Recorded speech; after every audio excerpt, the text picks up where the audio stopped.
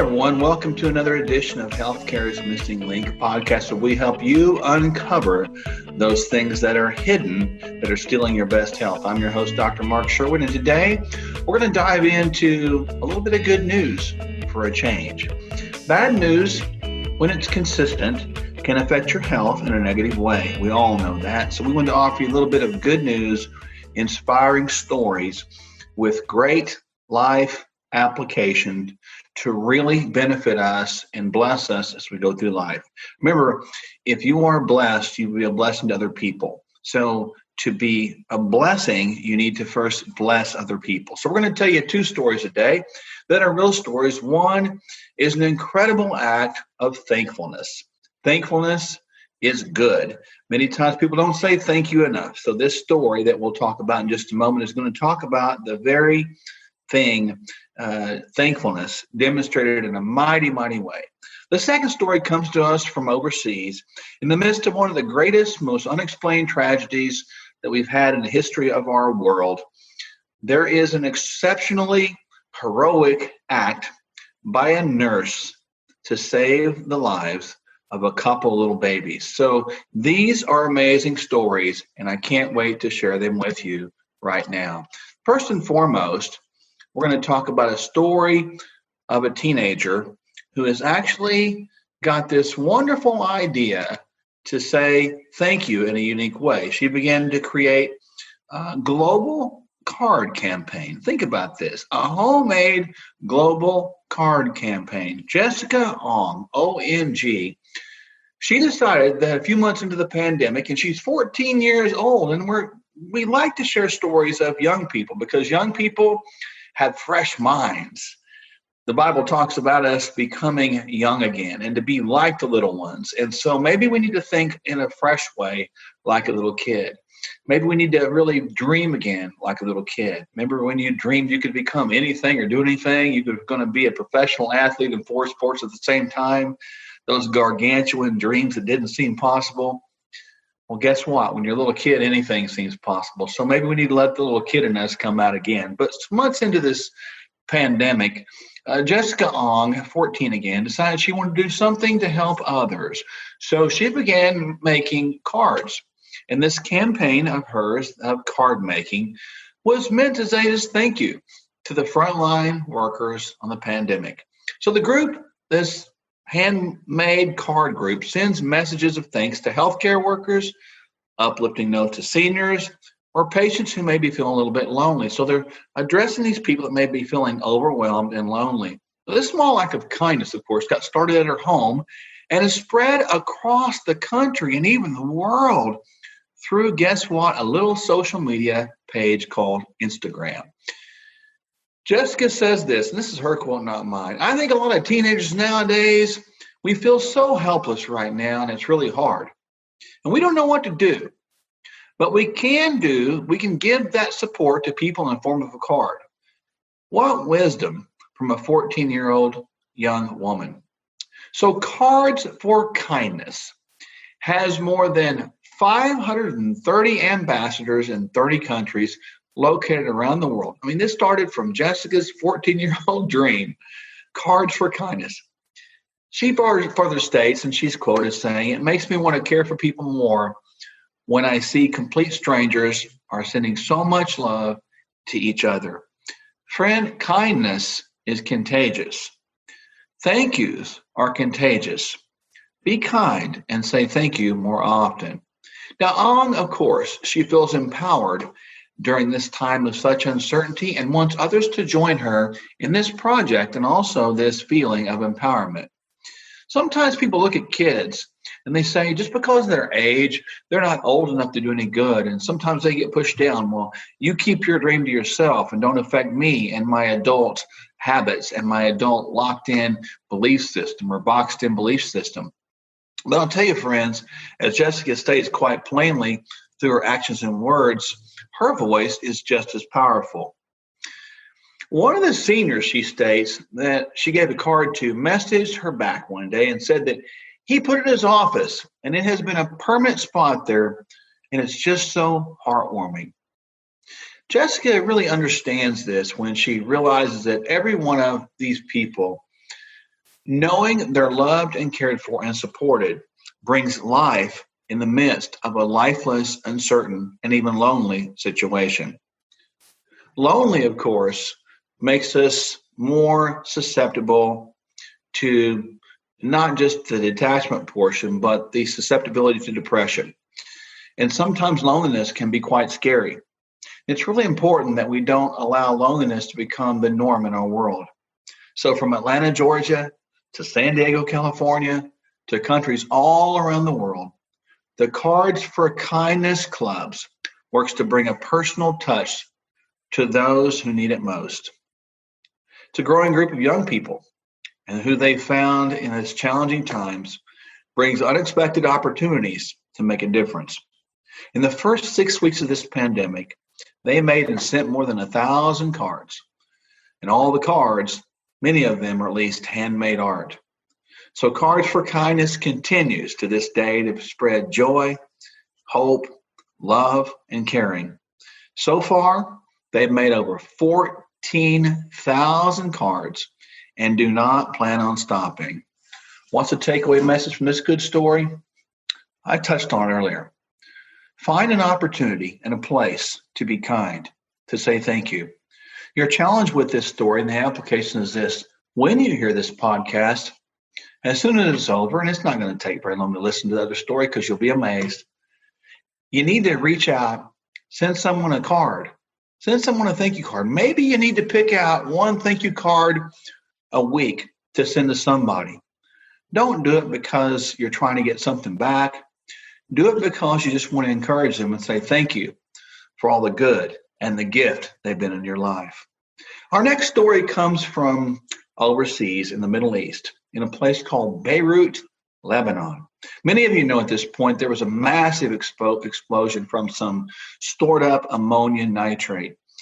But in the midst of this explosion, where many, many people were killed, there was heroically and somewhat still, unbelievably, it's got me straight shaking my head right now still, and I just told my wife about it. There were 3 infants from this explosion who were saved.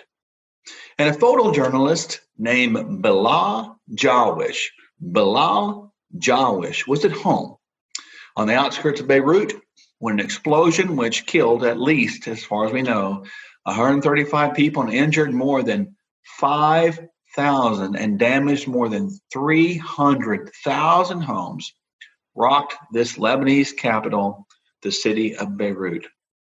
Hundreds of buildings were destroyed or disfigured by the explosion, which officials have linked to some 2,750 tons. I didn't say pounds, I said tons of confiscated ammonium nitrate stored in the city's warehouse for several years. Amazing.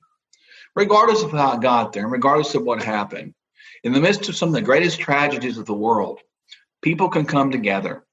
They can come together and do some heroic things when life matters. We're getting ready to hear an amazing story. Amid the chaos, Bilal Jawish documented something extraordinary. There was a nurse at a nearby Al Ram hospital in the Ashrafeh district, which is just a few kilometers from the port where the explosion occurred. So Mr. Jawish, he followed the smoke until he reached the port of Beirut. Of course, he's a journalist. He's going to capture all this. And he's following what he calls his professional intuition, which took him to Al Ram Hospital. When he's there, he noticed a nurse's extreme calm, which was quite contrasting compared to the surrounding atmosphere just 1 meter away. Several people were dead and injured, laying everywhere nearby. So Mr. Jawish, he headed to the area after seeing a massive plume of smoke rise into the air. And Jawish said the nurse, who he observed to be very calm, told him later that evening that she was in the maternity ward when the blast hit. So she was on her normal duties, doing what she did, and the blast hit while she was right there in the maternity ward. She got knocked unconscious, and when she came back to herself, she was holding the babies. Now, this is extraordinary. She got knocked unconscious. because of the blast. And when she came to, she was holding babies. What? What do you mean? How did that happen? Mr. Jawish observed this nurse with what he described as a possessed hidden force that gave her the self-control and ability to save those children. How did she do that? Being knocked unconscious. How did she do that? Not knowing what she was doing. So George Sod, the emergency preparedness and disaster manager for the hospital, said the babies and their mothers now have been transferred to other hospitals. This heroic nurse was able to, against all odds, save 3 babies even after being knocked unconscious. Perhaps in all of us, there's some kind of hidden trait that actually allows us to go beyond and do the extraordinary when we don't even know what we're doing. So interestingly enough, as the city of Beirut still grapples with the aftermath of the explosion, Jawish's photo of the nurse is still to many being seen as a glimmer of hope in the darkest times. And he quotes, and I hope we remember this quote very well, my friends, people stand out amidst these violent and dark and evil circumstances, and this nurse was up to the task. It's interesting to think about sometimes that when things bad happen like this, we sometimes don't really understand why bad things happen. So the application in this story is simple. Maybe you don't realize the extraordinary and heroic power within you. Maybe you've never had to exert these extraordinary efforts as this nurse did. But friend, it's there. Inside you is an amazing force that wants to save, preserve, and even give life. It's there because, quite frankly, and you may not believe this, God put it there. And God put in you the force that is life. And that life force is a force that can give life to others if we allow it. So if we will begin to give, be kind, say thank you, and give life, and be willing to step out and do the extraordinary in extraordinary times. And we live in extraordinary times. Be a bright light in the dimmer of hope, in the glimmer of darkness. There's enough evil out here right now, enough darkness. But I remind you that we are supposed to be hope givers, hope dealers. And we're supposed to shine like the darkest, like the brightest stars in the darkest nights. If you've ever been out in the country, you know what I'm talking about. You might see a lot of dark sky, but all you see is those bright stars lifted up and all around you, lighting up everything around you. When you think about it, there's still more dark than there is light. But any amount of light will overpower any amount of darkness. So when you get overwhelmed, when you feel tragedy, when disaster strikes, when it seems hopeless, give hope by saying thank you. Give hope by being kind to someone, just because. Thank those first responders. Thank those first frontline workers. Thank those people that have done something extraordinary in your life. Be willing to step up and be heroic. Stand out, step up, speak up. And when you do, you too, just like these two, will shine like those bright stars in the darkest of nights. I hope you've enjoyed this podcast. I hope it's made you smile. Remember, smile is like good medicine to the soul. So that does provide a lot of hope and healing, health, and life.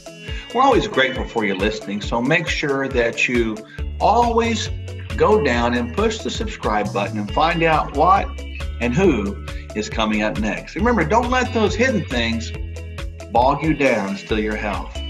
I'll look forward to seeing you next week and next edition on Healthcare's Missing Link. Bye for now.